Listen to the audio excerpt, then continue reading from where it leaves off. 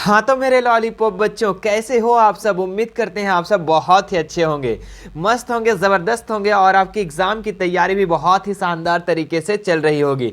तो मैं मिशन 2 वाले सर आप सभी का स्वागत करते हैं इस यूट्यूब चैनल मिशन 2 पर। तो आज हम कक्षा 9 का, जी हाँ क्लास 9 का विज्ञान साइंस के 40 मोस्ट वेरी इंपॉर्टेंट ऑब्जेक्टिव सवालों को इस वीडियो में करवाने वाले हैं, जो आपकी परीक्षा के लिए होने वाले 2025 एग्जाम के लिए बहुत ही ज्यादा इंपॉर्टेंट है। तो यदि मेरे डियर स्टूडेंट्स आप भी जैक बोर्ड से और क्लास 9th में हो और अपनी एग्जाम 2025 की तैयारी कर रहे हो, तो ये वीडियो आप लोगों के लिए है। आप इस वीडियो को शुरू से लेकर अंत तक जरूर देखना और अपने सभी साथियों को, जितने भी आपके मित्र होंगे, सहपाठी होंगे, सभी को इस वीडियो को शेयर जरूर कर दीजिएगा। मैं बच्चों इस वीडियो में हम आप लोगों को साइंस के, विज्ञान के 40 क्वेश्चन को करवाऊंगा, ठीक है, जो कि आपके एग्जाम में कई बार पूछा गया है, रिपीटेड, मोस्ट रिपीटेड क्वेश्चन है और आने वाले एग्जाम में काफी संभावना है कि यहां से कुछ सवाल जरूर आपके एग्जाम में बनेंगे। तो आइए शुरू करते हैं और इन सभी सवालों को हम लोग एक एक करके बहुत ही शानदार तरीके से, बहुत ही सरल तरीके से सभी उत्तर को जानते हैं। देखिए इसका जो सबसे पहला क्वेश्चन है मेरे बच्चे, काफी ज्यादा महत्वपूर्ण है कि निम्न में किन राशियों का एसआई मात्रक समान होता है। ठीक है, निम्न में किन राशियों का एसआई मात्रक समान होता है? चाल और वेग का, त्वरण और विस्थापन का, बल और संवेग का, इनमें से कोई नहीं। ठीक है, तो अगर इन चार ऑप्शन में देखें तो दोनों का है ना, यानी कि इनमें बोल रहा है किन राशियों का एसआई मात्रक समान होता है, तो यहाँ पे चाल और वेग है ना, चाल और वेग का जो एसआई मात्रक होता है मेरे बच्चे, ये समान होता है, दोनों एक ही होता है। क्या होता है? तो मीटर पर सेकेंड। याद रखेंगे, चाल का भी एसआई मात्रक मीटर पर सेकेंड होता है और वेग का भी एसआई मात्रक क्या होता है? मीटर पर सेकेंड होता है। तो यानी ऑप्शन नंबर ए इसका राइट हो जाएगा। ठीक है, बोला गया है कि किन राशियों का एसआई मात्रक समान होता है, तो चाल और वेग का जो एसआई मात्रक होता है वो समान होता है। आगे बढ़ते हैं हम लोग दूसरे नंबर सवाल पे कि निश्चित दिशा में वस्तु द्वारा तय की गई दूरी है। ठीक है, क्या है? चाल, वेग, विस्थापन, त्वरण। यहां पे कह रहा है कि निश्चित दिशा में वस्तु द्वारा तय की गई दूरी, उसको हम लोग विस्थापन कहते हैं मेरे बच्चे। ऑप्शन नंबर सी इसका राइट हो जाएगा। ठीक है, निश्चित दिशा में वस्तु द्वारा तय की गई जो दूरी होता है, विस्थापन यानी डिस्प्लेसमेंट होता है। तो ऑप्शन नंबर सी इसका राइट हो जाएगा। आगे बढ़ते हैं हम लोग नेक्स्ट तीसरा नंबर सवाल पे। वेग का एसआई मात्रक है, तो वेग का एसआई मात्रक अभी हमने आप लोगों को जस्ट बताया कि वेग और चाल दोनों का जो एसआई मात्रक है वो मीटर पर सेकेंड है। तो कहाँ पे ऑप्शन? तो बोलेंगे गुरुजी ऑप्शन नंबर डी में। तो ऑप्शन नंबर डी इसका राइट हो जाएगा। ठीक है, आगे बढ़ते हैं नेक्स्ट सवाल पर। अगला है 4 नंबर सवाल कि स्वचालित वाहनों में एक यंत्र लगा होता है ना, जो आप गाड़ी चलाते हो, बाइक चलाते हो, कार चलाते हो, जो भी चलाते हो, तो उसमें एक मीटर लगा होता है, यंत्र लगा होता है और उस यंत्र में उसके द्वारा तय की गई जो दूरी होती है उस चीज को प्रदर्शित करती है। तो इस यंत्र को क्या कहते हैं? ओडोमीटर कहते हैं, स्पीडोमीटर कहते हैं, थर्मामीटर कहते हैं, इनमें से कोई नहीं। तो इसमें से तो आप तो थर्मामीटर डायरेक्ट काट दोगे, चूंकि ये तो आपका गाड़ी में लगा नहीं होता है। तो देखो आप लोग गाड़ी में जो होता है 2 मीटर आप लोग देखते होंगे। सबसे पहला कि एक कांटा वाला मीटर है ना, कांटा वाला यानी कि ऐसे जितना स्पीड चलते होगा उतना स्पीड यहाँ पे कांटा उठता होगा। ठीक है, एक तो ये देखते होंगे। दूसरा आप ये भी देखते होंगे कि यहाँ पे कुछ बहुत सारे नंबर लिखे रहते हैं। ठीक है, कि आपकी गाड़ी कितनी दूरी तक चली है। तो यहाँ पे 2 प्रकार के मीटर लगा होता है, एक ओडोमीटर और एक स्पीडोमीटर। जो ओडोमीटर है मेरे बच्चे, ये क्या करता है कि जो गाड़ी के द्वारा तय की गई जो दूरी होती है कि आप कितना दूर चले हो, इस गाड़ी को कितने चला लिए हो, है ना, कहीं बोलता है ना कि हमारा गाड़ी 48,000 चलल है, हमारी गाड़ी 20,000 चलल है, ऐसा बोलता है। तो वो क्या मापता है? ओडोमीटर, है ना, ओडोमीटर होता है वो यंत्र का नाम क्या है? ओडोमीटर। तो जो गाड़ी में तय की गई जो दूरी को मापता है उसको हम लोग क्या कहते हैं? ओडोमीटर कहते हैं। ऑप्शन नंबर ए इसका राइट हो जाएगा। ठीक है, और जो आपका कांटा वाला होता है उसी के ऊपर में कांटा लगा होता है और कांटा जितना खड़ा होता है 90 की स्पीड, 80 की स्पीड, तो जो ये स्पीड को मापता है उसको हम लोग स्पीडोमीटर कहते हैं। बात समझ में आ गया? अब दोनों सवाल अगर किसी भी तरीके से आएगा तो बन जाएगा, बोले हाँ गुरुजी बन जाएगा, है ना। जो दूरी को मापता है उसको हम लोग क्या कहते हैं? ओडोमीटर, और जो चाल को मापता है, जो स्पीड को मापता है उसको हम लोग स्पीडोमीटर कहते हैं। क्लियर है? आगे बढ़ते हैं नेक्स्ट सवाल पे। यदि पिंड का द्रव्यमान दुगुना कर दिया जाए तो उसका वेग आधा हो जाए, है ना, मतलब कि यदि पिंड का द्रव्यमान दुगुना कर दिया जाए और उसका वेग को आधा कर दिया जाए तो पिंड का रैखिक संवेग क्या होगा? देखो संवेग का जो फॉर्मूला होता है P इज इक्वल टू क्या होता है? mv। संवेग का फॉर्मूला क्या होता है? mv होता है। ठीक है, जहां m मतलब मास होता है और v मतलब वेलोसिटी होता है। तो यहां पे क्वेश्चन में कह रहा है कि पिंड का द्रव्यमान को दुगुना कर दिया जाए। मतलब कि मास को दुगुना कर दिया जाए, है ना, मास को दुगुना, तो क्या हो जाएगा 2m हो जाएगा।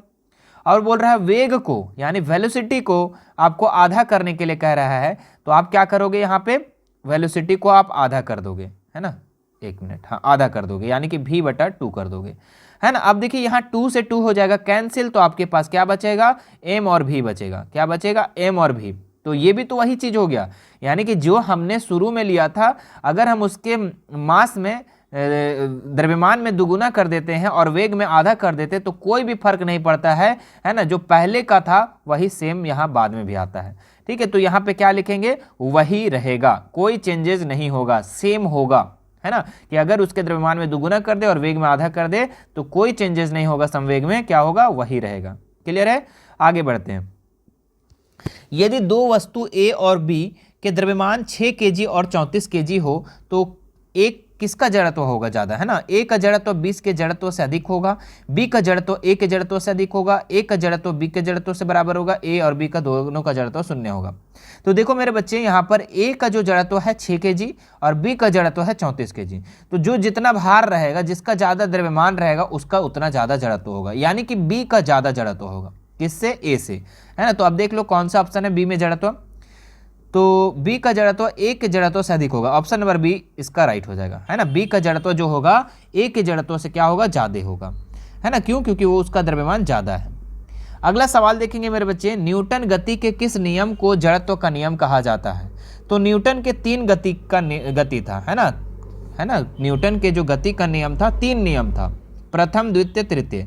तो कौन से नियम को जड़त्व का नियम कहा जाता है, तो न्यूटन का जो पहला नियम था मेरे बच्चे, इसी को जड़त्व का नियम कहा जाता है। तो ऑप्शन नंबर इसका ए राइट हो जाएगा। याद रखिएगा, न्यूटन के गति का पहला नियम को हम लोग जड़त्व का नियम कहते हैं। और एक और सवाल आता है आपके एग्जाम में मेरे बच्चे, क्या आता है, देखो हम हर क्वेश्चन को आपको डिफाइन करने का प्रयास कर रहे हैं, हर क्वेश्चन को आपको व्याख्या करके बता रहे हैं, ताकि आपको किसी भी तरीके का सवाल आ जाए तो आप लोग एग्जाम में क्वेश्चन को छोड़ना नहीं है, एक भी छोड़ना नहीं है।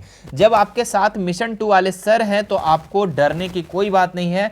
मैं आपकी तैयारी करवा रहा हूं 2025 का, और ये मैं बता देता हूं बच्चे, ठीक है, कि ये आपका सेट 2 है, ये आपका जो है मॉडल पेपर सेट 2 है। हम आप लोग को पहले बताए कि 2025 की तैयारी के लिए हम इस बार इस सेशन के लिए 8 से 10 मॉडल पेपर करवा रहे हैं। तो इससे पहले हमारा सेट 1 अपलोड हो चुका है, यदि आप उसे नहीं देखे हैं तो आप जाकर प्लेलिस्ट में जाकर के चेकआउट कर सकते हैं, है ना, जाकर देख सकते हैं, या फिर यहाँ पे आप वीडियो खत्म होगा ना तो यहाँ पे प्लेलिस्ट दिखेगा एक, उस पर क्लिक करेंगे तो वहाँ पे आपको सारा वीडियो नजर आ जाएगा, है ना। तो ये आपका सेट 1 था पहले जो हमने अपलोड कर दिया, और अभी हम लोग देख रहे हैं सेट 2, है ना। आपकी तैयारी के लिए हम कितना सेट करवाएंगे, 8 से 10 मॉडल पेपर करवाने वाले हैं, ठीक है, और पूरे व्याख्या के साथ करवाएंगे। आपको एक भी क्वेश्चन एग्जाम में छूटेगा नहीं, मैं बता देता हूँ, एक भी क्वेश्चन नहीं छूटेगा। तो चलिए अब इसमें क्या बोले कि हम एक और सवाल आता है ना, जड़त्व का नियम किसे कहा जाता है, तो ये आपका न्यूटन का प्रथम नियम को। और एक और सवाल आता है कि बल की परिभाषा, है ना, न्यूटन के कौन सा नियम देता है ना, बल का परिभाषा न्यूटन का जो नियम है, तीनों नियम, ये कौन देता है, तो ये दूसरा देता है, याद रखेंगे, है ना। जड़त्व का नियम प्रथम नियम को कहा जाता है और न्यूटन की परिभाषा जो देता है ये दूसरा नियम देता है, न्यूटन का दूसरा नियम। आगे देखते हैं हम लोग, रॉकेट किसके सिद्धांत पर कार्य करता है, ऊर्जा का संरक्षण, द्रव्यमान के संरक्षण, संवेग के संरक्षण, इनमें से कोई नहीं, तो ये संवेग का संरक्षण इसका राइट उत्तर हो जाएगा, है ना। रॉकेट किसके सिद्धांत पर कार्य करता है, तो संवेग के संरक्षण पे। 9 नंबर सवाल देखेंगे, 60 kg द्रव्यमान के किसी मनुष्य का भार चंद्रमा पर क्या होगा, है ना, जहां पे जी का मान दे रखा है 10 मीटर पर सेकंड स्क्वायर, है ना। तो यहाँ पे हमारा जो है द्रव्यमान दिया हुआ है ना। सबसे पहले हम इसको वेट में चेंज करेंगे, किस में चेंज करेंगे, वेट में चेंज करेंगे, यानी कि पृथ्वी पे उसके भार को देखेंगे। तो इसका फॉर्मूला होता है mg, क्या होता है mg। तो m कितना दिया हुआ है, यहाँ पे मास कितना दिया हुआ है 60, और g का वैल्यू कितना दिया हुआ है 10 दिया हुआ है। तो हम इसका अगर निकालेंगे वेट तो कितना हो जाएगा 600 न्यूटन, है ना, कितना हो जाएगा 600 न्यूटन हो जाएगा। लेकिन ये तो पृथ्वी पर हुआ, हमें चंद्रमा पे निकालना है ना। और आप लोग पढ़े थे कि चंद्रमा पे जो होता है, जो पृथ्वी पे जितना भार होता है उसका 1/6 गुना चंद्रमा पे होता है। तो 600 अगर पृथ्वी पे भार है तो 1/6 गुना क्या होगा, चंद्रमा पर होगा, और ये कट जाएगा। तो 100 को 6 को कितना से गुना करेंगे कि 600 को 6 से डिवाइड करेंगे कितना हो जाएगा 100 हो जाएगा, यानी कि 100 न्यूटन क्या हो जाएगा, चंद्रमा पर इसका भार हो जाएगा, ठीक है। 60 kg द्रव्यमान के किसी मनुष्य का भार जो चंद्रमा पर होगा वो 100 न्यूटन होगा। तो ऑप्शन नंबर सी इसका राइट हो जाएगा। क्लियर है, चलो यदि दो वस्तुओं के बीच की दूरी को आधा कर दिया जाए तो उसके बीच की गुरुत्वाकर्षण बल किस प्रकार बदलेगा। यदि दो वस्तुओं के बीच की दूरी को आधा अगर हम कर देते हैं तो उसके बीच का गुरुत्वाकर्षण किस प्रकार बदलेगा। तो इसके लिए एक फार्मूला होता है मेरे बच्चे, आपको फार्मूला याद रखना है कि F बराबर क्या होता है, Gm1 और M2, ये आपका फार्मूला होता है, बटा में होता है R का स्क्वायर। जहाँ पे R जो होता है ये क्या होता है, दूरी होता है, वस्तुओं की दूरी होता है। तो यहाँ पे क्या हो जाएगा, Gm1 और M2, और हम इसको अगर आधा कर दे, क्या बोल रहा है, दूरी को आधा करने के लिए, तो R/2 करेंगे और इसका क्या कर देंगे, स्क्वायर कर देंगे, है ना, स्क्वायर था तो स्क्वायर कर देंगे।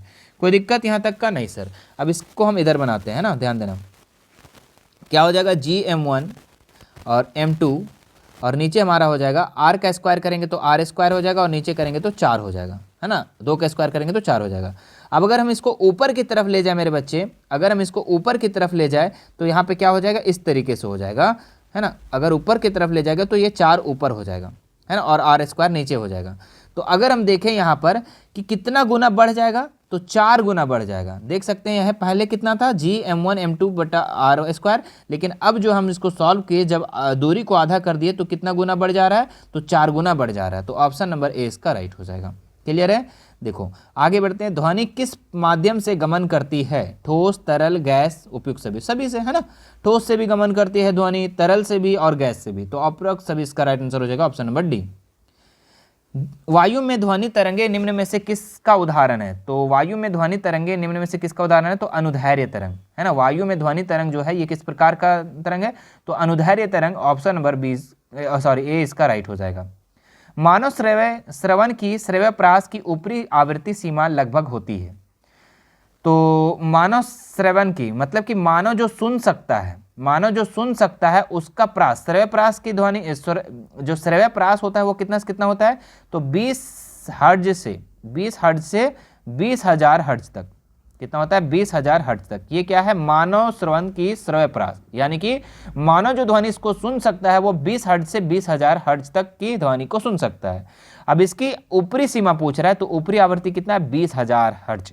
20,000 हर्ट्ज, यानी कि देख लीजिए ऑप्शन कौन सा है, तो 20 हर्ट्ज नहीं, 2,000 हर्ट्ज नहीं, 2 लाख हर्ट्ज नहीं, देखिए 2K हर्ट्ज लिखा हुआ है। यहाँ के 1000 को हम लोग K से भी डिनोट करते हैं, तो 2K हर्ट्ज, यानी कि ऑप्शन नंबर सी इसका राइट हो जाएगा।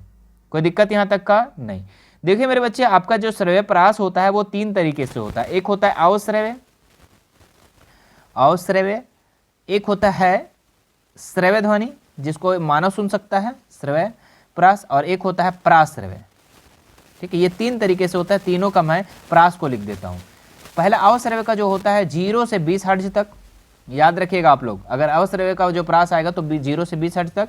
श्रव्य का जो प्रास आएगा वो 20 हर्ट्ज से 20,000 हर्ट्ज तक, 20,000 यानी कि K भी हम लिख सकते हैं। और जो प्राश्रव्य होता है वो 20,000 से अधिक, 20,000 हर्ट्ज से अधिक। K हम 1000 को K लिख रहे हैं, ठीक है, अधिक। तो इतना आप स्क्रीनशॉट ले लो मेरे बच्चे, ठीक है। और मानव जो सुनता है ये श्रव्यप्रास को सुनता है, यानी 20 हर्ट्ज से 20,000 हर्ट्ज तक। ये 0 से 20 हर्ट्ज तक जो है ये मानव नहीं सुन सकता है। ये कुत्ता, बिल्ली, चूहा घर में ये इतनी कम ध्वनि को सुन सकते हैं। आप लोग देखे होंगे कि घर में थोड़ा सा भी टक से आवाज आता है तो चूहा फड़ाक से भाग जाता है। तो ये इतनी कम ध्वनि को सुन सकते हैं, अवश्रव्य ध्वनि। लेकिन हम लोग जो है कितना, 20 हर्ट्ज से 20,000 हर्ट्ज तक की ध्वनि को सुन सकते हैं। और प्राश्रव्य जो ध्वनि होता है ये बहुत ही तीखा ध्वनि होता है, बहुत ही जोर का ध्वनि होता है। और ये हम लोग यहाँ पे प्रयोग नहीं होता है, ये कुछ डॉक्टर लाइन में होता है, कुछ समुद्र की गहराइयों को नापने के लिए यहाँ पे इस ध्वनि का उपयोग किया जाता है। ठीक है, तो बात समझ में आया। तो याद रखिएगा इतना, ये तीनों को स्क्रीनशॉट ले लो आप लोग। तीनों में से 100% एक सवाल आएगा आपका। 2 विभिन्न पदार्थों के कणों का स्वतः मिलना क्या कहलाता है। तो 2 विभिन्न पदार्थों का स्वतः मिलना, ऑटोमेटिक जो मिलता है बच्चों, उसको हम लोग विसरण कहते हैं। क्या कहते हैं, विसरण। ऑप्शन नंबर बी इसका राइट हो जाएगा। बर्फ का गलनांक कितना होता है मेरे बच्चे, तो बर्फ का गलनांक जो होता है 0 डिग्री सेल्सियस होता है। और 0 डिग्री सेल्सियस जो होता है, यहाँ पे ऑप्शन नहीं है, 0 डिग्री सेल्सियस 273 केल्विन के बराबर होता है ना, 273 केल्विन के बराबर होता है। तो देख लीजिए कहाँ पर है, option number 273 kelvin, option number C इसका राइट हो जाएगा। देखिए के यहाँ पे भी 273 है, लेकिन आपको केल्विन देखना है, ध्यान देना। निम्नलिखित में किससे सबसे निम्नलिखित में किसे सबसे अधिक संपीड़ित किया जा सकता है? नमक को, तेल को, हाइड्रोजन गैस को या जल को? तो गैस को ज़्यादा संपीड़ित किया जा सकता है। तो यहाँ पे कौन सा गैस है? तो hydrogen gas. Option number C इसका राइट हो जाएगा। निम्नलिखित में से कौन यौगिक का उदाहरण है? यहाँ पे यौगिक पूछ रहा है। ये लोहा तो क्या तत्व है? ये क्या है? तत्व है। पीतल भी, हाँ पीतल आपका यौगिक में आ जाएगा ये आपका, ठीक है। अच्छा पीतल नहीं, पीतल भी तो आपका तत्व में आ जाएगा। यौगिक यहाँ पे बात कर रहा है जी, यौगिक। यौगिक तो जल है ना, तो ऑप्शन नंबर सी इसका राइट हो जाएगा। सी जो हो जाएगा क्या हो जाएगा? यौगिक हो जाएगा। पीतल किस धातु का मिश्रण है? किस धातु का मिश्रण है मेरे बच्चे? तो पीतल जो है आपका तांबा और जिंक का मिश्रण है। तांबा और जिंक, तो तांबा और जिंक कहाँ है? तो देखिए कॉपर और जिंक। ऑप्शन नंबर ए इसका राइट हो जाएगा।